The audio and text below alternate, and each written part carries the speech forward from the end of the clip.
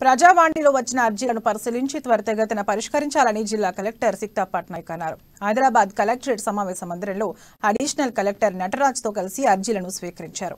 పింఛన్లు, వైద్యం, ఉపాధి ధరణి, దళిత బంధు, డబుల్ బెడ్రూమ్ ఇళ్లు, భూ సంబంధిత సమస్యలపై ప్రజలు వివిధ ప్రాంతాల నుండి తరలివచ్చి అధికారులను దరఖాస్తులు అందజేశారు. ఆయా శాఖల అధికారులు అర్జీలను పరిశీలించి పరిష్కారానికి కృషి చేయాలని అన్నారు. ఈ ప్రజావాణిలో RDO Ramesh Rathod, DRDO Kishan, municipal commissioner Sailaja తదితరులు పాల్గొన్నారు.